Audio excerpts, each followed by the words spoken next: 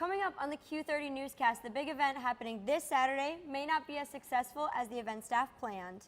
This week has the Quinnipiac community busy attending events with a Greek Week pageant, WQAQ Springfest, and a dance team's Fusion Fest.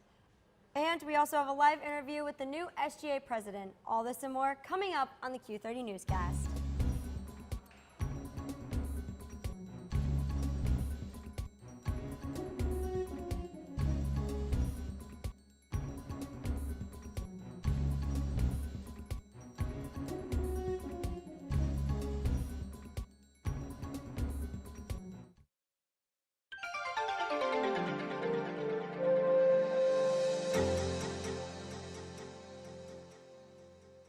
Good evening and welcome to the Q30 Newscast. I'm Carrie Golden. And I'm Krista Delane. Thanks for joining us tonight. Tonight we are joined with the newly elected SGA President, Ryan Lynch. Let's toss it over to Kyle Lavasser inside the media suite, who is sitting with Ryan Lynch right now. Kyle, what do you have for us? Thanks, guys. I'm Kyle Lavasser here along the 2017-18 Quinnipiac Student Body President, Ryan Lynch. Ryan, you just found out about a half hour ago you are next year's Student Body President. How are you feeling right now? I'm very excited and humbled that the university student body picked me. It's very exciting. And what are your main goals for next year to improve the state of Quinnipiac?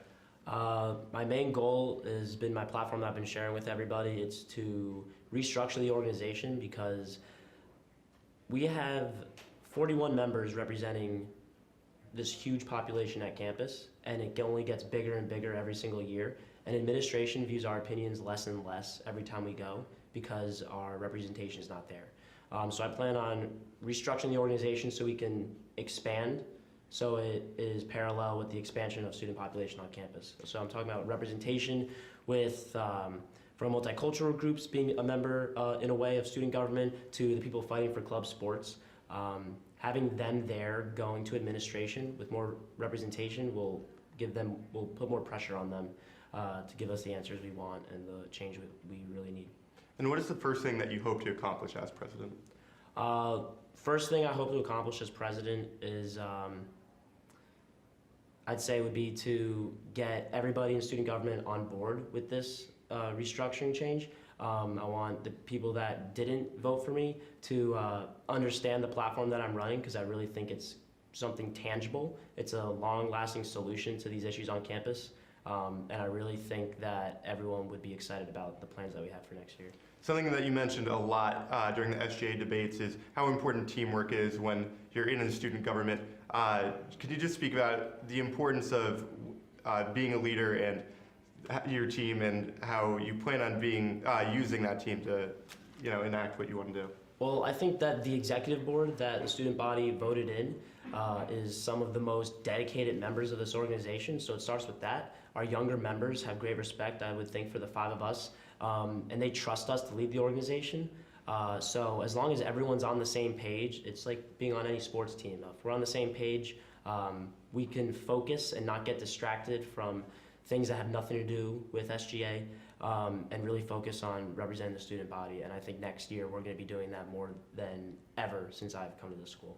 And finally, what do you want Quinnipiac students to remember you for after you're done as president? I'd say that I want to be remembered as a president that started the change, that started the real push to administration to let them know that we are here and we're not going to just sit here and let them tell us that hey, we'll give you an update in 2 years on club sports, or hey, when the contract's up, we'll let you know if we can do anything else. We need our SGA, our student body needs to know that my legacy here, I guess, would be to start that drive, start that push, to have our students go above and beyond and not take no for an answer. And I think that's the start. We have an increasingly, every year, student population increases much bigger, and the school's not expanding. So people are getting mad. I've heard the complaints. I think that this is going to be the start of a really long-term solution, like I said earlier. Ryan Lynch, the 2017-18 Quinnipiac Student Body President. Ryan, thanks for stopping by. Thank you. Back to you guys out in the piazza. Thank you, Ryan Lynch. As you can tell, it was an exciting night for both the candidates and students. Ryan Lynch asked students their thoughts on the election. Here's what they had to say.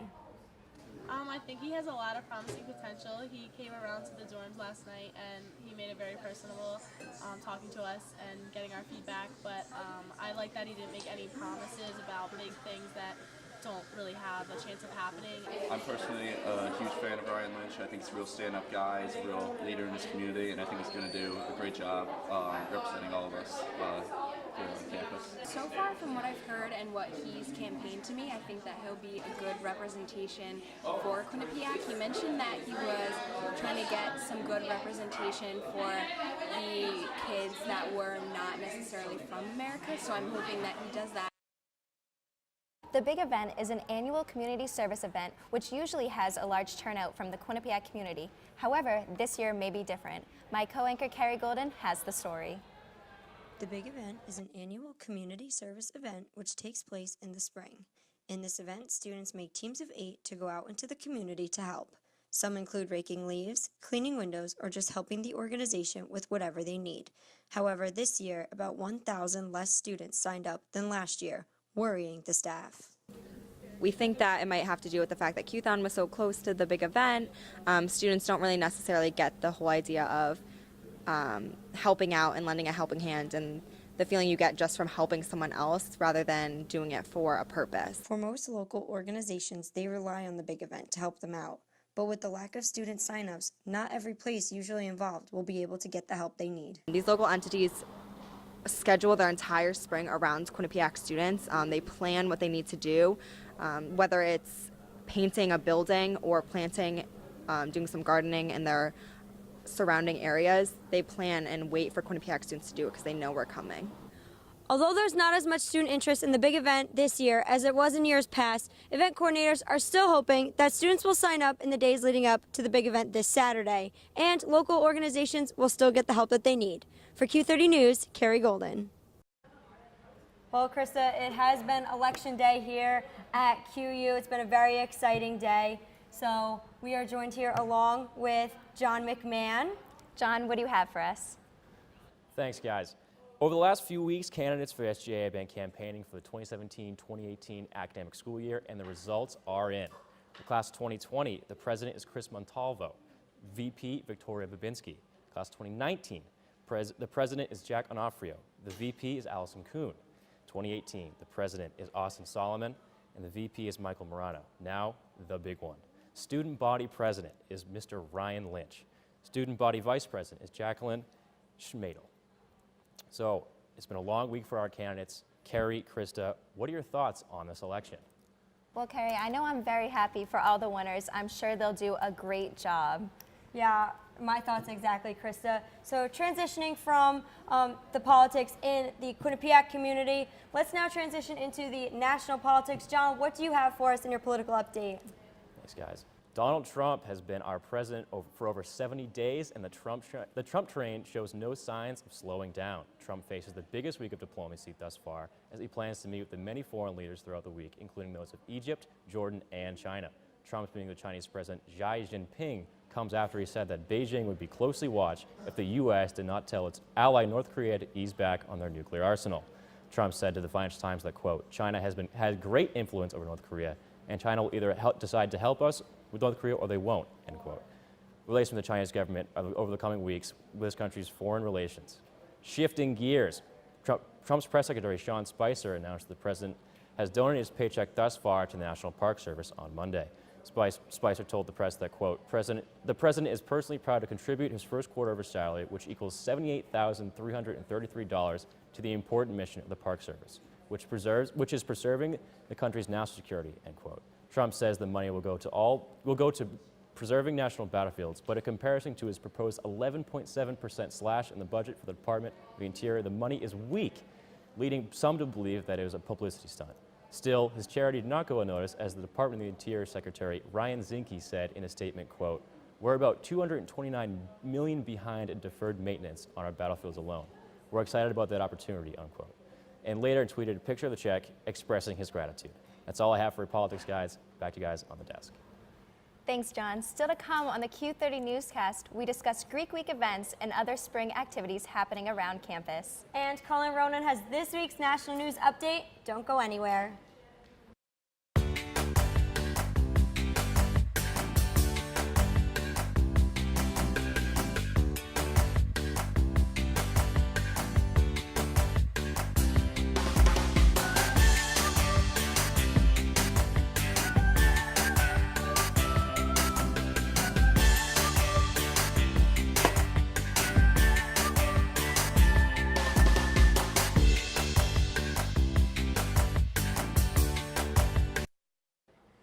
Q30 Newscast is sponsored by Quinnipiac University Online. Finish your degree faster with online summer courses through QU Online. All this and more. Coming up on the Q30 Newscast.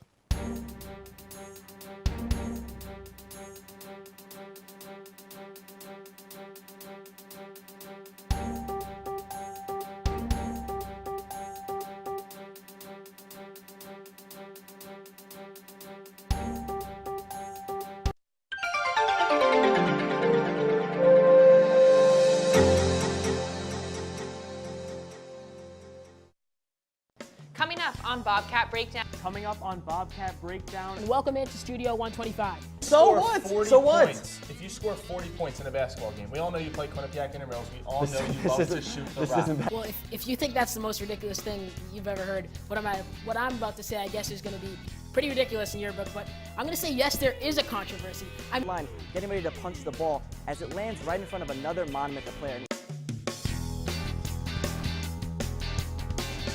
Coming up, coming up, coming up, Coming up on hashtag that.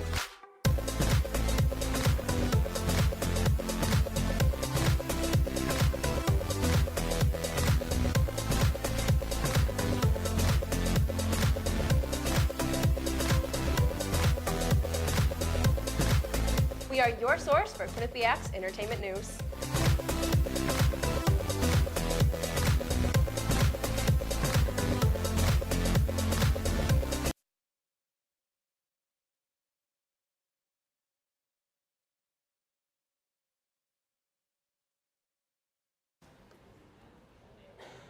Welcome back to the Q30 Newscast. Thanks for sticking with us.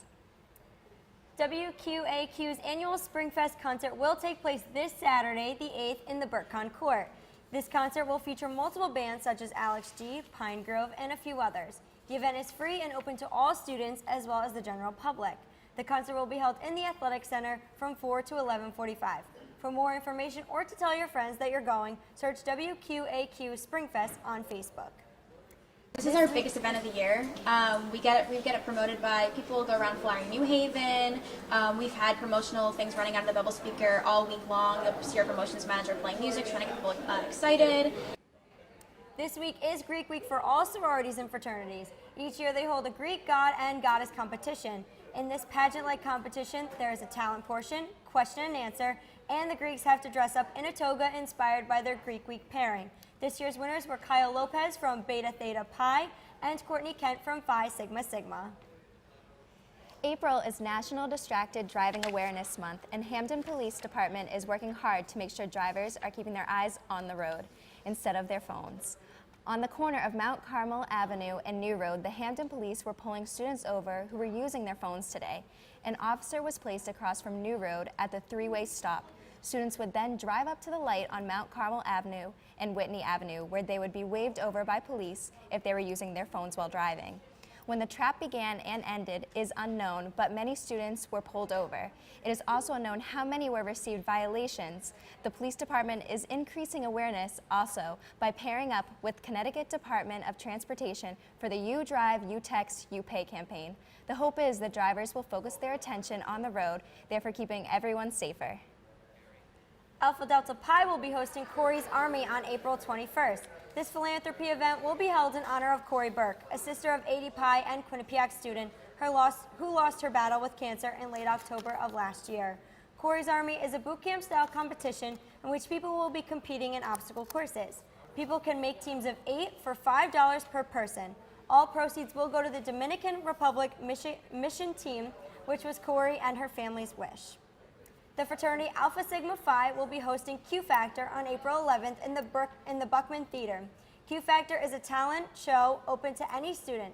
Showtime will be at 8 p.m. The first, second, and third place winners will receive Visa gift cards. Admission as well as participation costs will be $3. All proceeds will go to their philanthropy, the Humane Society.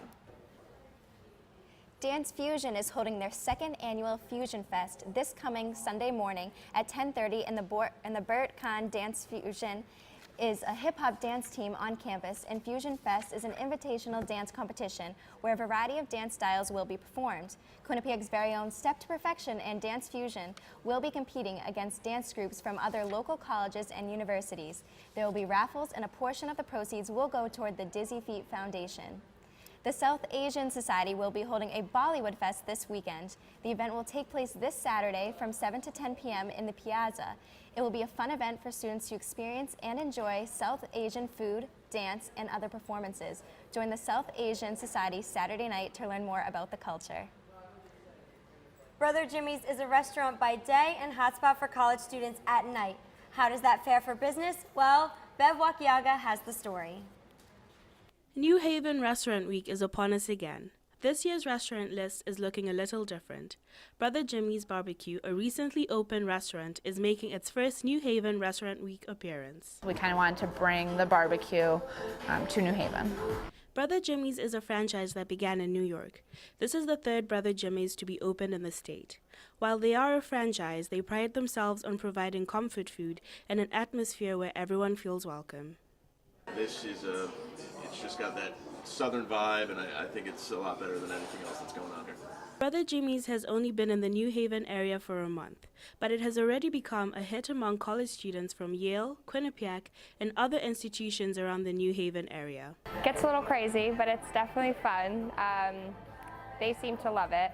They love our swamp waters, which are our party-style drinks. See them taking selfies with them. But it is more than just a college student spot. TVs are stationed around the restaurant for people to watch games. They also have promotional offers such as Ladies' Night, and kids under 12 eat free. Brother Jimmy's seems to do it all. I've always been a foodie, and I've been working in the industry since I graduated college, managing restaurants, and just the atmosphere in general. Our music's a little louder than most places, but you can still have a conversation with people. So you can enjoy a nice dinner and have fun and get away for the night. Still not sold on Brother Jimmy's and good Southern food? We asked Texan Rick Gaskell what he thought of a Southern-style restaurant in the North. I really like it. I wasn't expecting anything like this. Coming up here from Fort Worth, I just got here today, and when someone told me to come over to Brother Jimmy's, I sure wasn't expecting a barbecue restaurant. For Q30 News, I'm Beverly Wakiaga. A fire in Atlanta causes an intersection to collapse, and a fun competition turns tragic at Sacred Heart University. And Tom Brady's Super Bowl jersey was found. Colin Ronan has more. Colin? Well, guys, thanks a lot. There has been a lot that happened across the nation over the past week, so let's jump right into it. First, a mysterious fire in Atlanta, Georgia led to a collapse of a section of Interstate 85 on Thursday night. 3 were arrested in connection to the incident after a witness claimed someone set a chair on top of a shopping cart on fire. 2 of the suspects were charged with criminal trespassing, while the other, 39-year-old Basil Ellaby, was charged with first-degree criminal damage to property and first-degree arson. Investigators have yet to comment on why the individual started the fire or if there are any specific motive. Ellaby's bond has been set at $200,000, and the Georgia Department of Transportation says it will take at least several months to repair the damage. Sad news out of Sacred Heart University in Fairfield, Connecticut, as a 22-year-old student died after choking during a pancake eating competition held on Thursday. Caitlin Nelson, a New Jersey native and former vice president of community service for the Kappa Delta sorority, was partaking in the Greek life event when she began choking. A nursing student in attendance recognized Nelson was in distress and began CPR until officers arrived a short time later. However, Nelson's airway could not be cleared and was promptly rushed to St. Vincent's Medical Center and later transferred to the Columbia University Medical Center, where she died on Sunday. A candlelight vigil was held on Sunday night, and the university had flags flown at half-staff on campus in honor of Nelson. And finally, the missing jersey that captured the attention of people across the country has officially returned to the hands of its rightful owner. The New England Patriots tweeted a video of Tom Brady being presented with not only his missing 2017 Super Bowl jersey, but his 2015 uniform as well. On Monday, Mexican authorities found the pair of jerseys while searching the property of Mexican media executive Martin Mauricio Ortega. Ortega has yet to be charged with any crime, but in the short time Brady has been reconnected with the jersey, it has already seen action back on the field. This time, Fenway Park, as Brady presented it to the crowd of Boston sports fans in honor of its arrival back in his hands. Well, guys, that's all I've got for this week's National News Update. Back to Carrie and Krista at the desk. Thanks, Colin. When we come back, Paige Meyer is standing by with your full weather forecast, and Callie Keys as all things Hollywood news. Stay with us.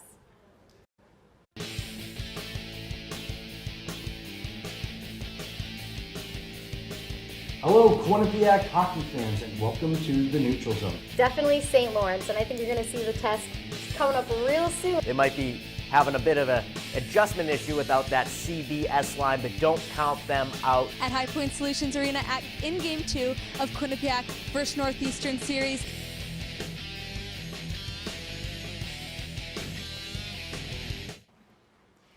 The Q30 Newscast is sponsored by Quinnipiac University Online. Finish your degree faster with online summer courses through QU Online.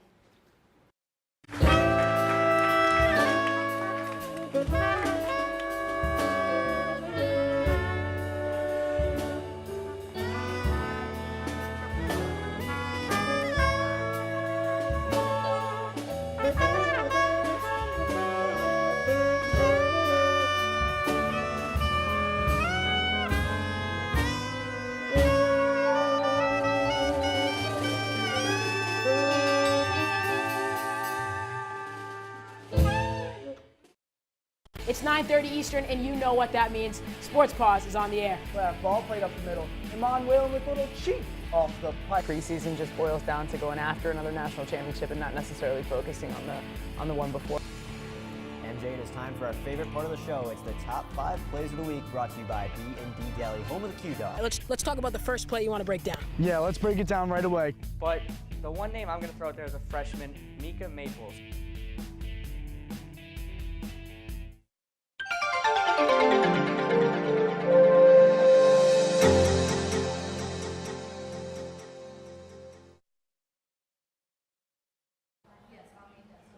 Welcome back to the Q30 Newscast. Thanks for sticking with us. Krista, it's finally looking like spring out there in QU.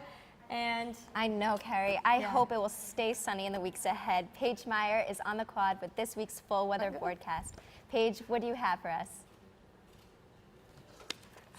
Thanks, guys. I'm Paige Meyer here with a weekly forecast. Tonight we have a beautiful night, clear skies, 46 degrees. Sunset today was at 7:21 p.m. Let's take a look at our neighbors. All around 45 degrees. We're all having a pretty good night. 47 degrees in Hartford, 45 degrees in Norwich, 45 in New Haven. As for tomorrow, another great night, 49 degrees. A little cooler, little periods of rain, but nothing too crazy. Sunrise at 6:27 a.m. The sunset will be at 7:22. 44 degrees, mostly cloudy. Let's look ahead to the 7-day forecast. Thursday will be a little cloudy, a little rain, high of 49, low of 44. Friday will be cloudy, but still 50 degrees, low of 39, not too bad. Saturday will be a little sunny, 53 degrees, low of 34. Sunday will be sunny, high of 59, low of 43. Monday, we're getting some more sun, 64 degrees and low of 48. Finally, Tuesday, the day we've been waiting for, maybe it's time to break out those flip-flops. 71 degrees, low of 48, really nice and sunny day. Wednesday, a little cloudy, but still a nice day, 68 degrees and a low of 39. That's all I have for this week's weekly forecast. Back to you guys at the desk. thanks, Paige. It's been an exciting week in the entertainment world, and let me say, love is in the air. Callie Keys has our entertainment news update. What's new in Hollywood and beyond, Callie? Thanks, guys. There's a new celebrity couple. Alex Rodriguez finally stepped up to the plate last Friday's episode of The View and spoke about his relationship with Jennifer Lopez. The former Yankee star and singer and actress have been photographed around the country together for the past few weeks, sparking rumors that they were dating. And if they were, what would be their couple name? During his appearance on The View, Rodriguez did confirm that him and J-Lo are in fact a thing. He said that they had been having a great time together. She's an amazing girl and an incredible mother. Whether they will be dubbed A-Lo or J-Rod is still up in the air, but many are excited about this new formed pair. This Sunday, co-hosts Luke Bryan and Dierks Bentley kicked off this year's 52nd Academy of Country Music Awards in Las Vegas, Nevada. The award show included 23 performances. A fan favorite was the Backstreet Boys and Florida Georgia Line's collab that seemed to get every country star on their feet. They sang one of FGL's hit songs, God, Your Mama, and Me, and the Backstreet's classic, Everybody. Thomas Rhett took home the award for Best Male Vocalist. Miranda Lambert won Best Female Vocalist of the Year and Album of the Year. And at the end of the night, Jason Aldean took home the Entertainer of the Year trophy for the second year in a row. For all you wrestling fans, there was a big surprise at WrestleMania 33 Sunday night. John Cena got down on one knee to propose to his longtime love and fellow wrestler, Nikki Bella. The couple said that this proposal was a long time in the making, but it still came as a surprise to Bella, who said, quote, "I never actually would have thought he would have proposed in front of all those people, but that's home for us. WWE is our home. It's where we met. It's our passion. It's our life," unquote. There's no set date yet, but both said they were ready to get this party started. That's all I have for this week's entertainment news. Back to Krista and Carrie at the desk. When we come back, Chris Stacy will join us to give us a full sports update on the spring sports season as it has opened up. Stay with us.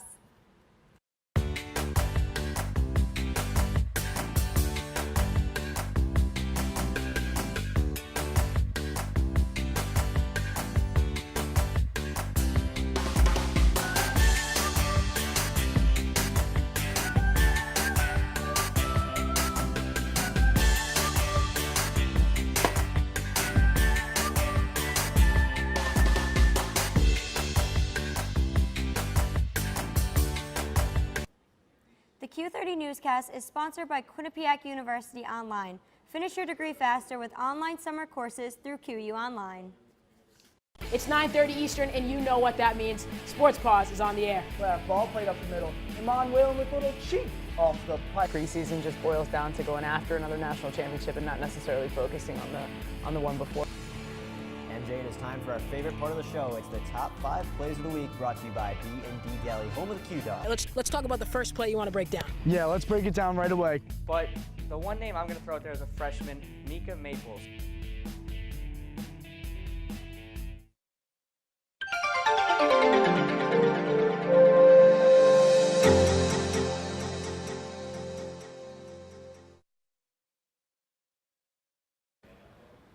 Welcome back to the Q30 Newscast. Thanks for sticking with us. Well, spring sports are underway here at QU, so we're going to throw it over to Chris Stacy to give us this week's sports update.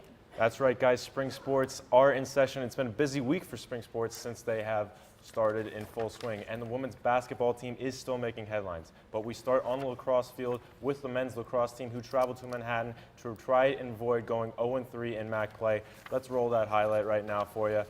Like I said, they traveled down to Manhattan, the Jaspers. Quinnipiac looking to avoid falling 0-3. Wouldn't be good for their playoff chances. We're going to start here in the first corner. You're going to see number 13 goalie Jack Brust make a beautiful doorstep save right here. Keep Quinnipiac in that game early. He was a rock. And then, story of this game, Brian Feldman got his 100 points. Here you're going to see him come off the screen, go low on the goalie. That's the goal right there. You're going to see him cut off ball on the man-up play. He's going to rip this one top corner. That's a nice goal right there. That's a second of the day. And you're going to see him facilitating right here. That's an assist for another goal for QU. And then you're going to see right here another off-ball cut by Feldman. Right here, you're going to see it right there. And that's going to be his 4th goal today, 100 points. Quinnipiac's going to win this one 12-6. Let's move over to the baseball diamond now. The Bobcats entered a 3-game series against the Marist Red Foxes. The previous weekend, Quinnipiac was swept by Monmouth, the Bobcat, in their first MAC series. However, the Bobcats were able to bounce back against Marist as they swept the Red Foxes. Quinnipiac came back to win the first game 7-4. In the second game, the Bobcats were able to pitch a shutout win 2-0. In the final game of the series, Quinnipiac pulled out a 4-2 win with the sweep to move on to 3-3 in MAC play. The Bobcats had an out-of-conference game today against Central Connecticut. The Bobcats fell to the Blue Devils by a score of 6-3. And just when you thought winter sports were over, the women's basketball team just keeps making headlines. After advancing to the Sweet 16 for the first time in school history, the Bobcats had another school first earlier in the week. The final USA Today Coaches Poll came out, and Quinnipiac was ranked 23rd out of the 25 teams in the poll. Bobcats beat Marquette in their first ever NCAA win and beat the 3rd seeded Miami to advance to the Sweet 16. The Cinderella run ended after the Bobcats were routed by South Carolina. The Gamecocks would go on to win a national championship. And one more sports news I got for you. Kei Zaka of the men's tennis team won his match, and now he's the all-time winningest men's tennis player in school history. That's all the sports I got for you. Well, that's all we have for your latest Quinnipiac news. You can stay up to date by following us at Q30 News on Twitter. And visit our website at q30television.com to see previous episodes of the Q30 Newscast or other shows in our station. I'm Carrie Golden. And I'm Krista Delane. Good night, Quinnipiac.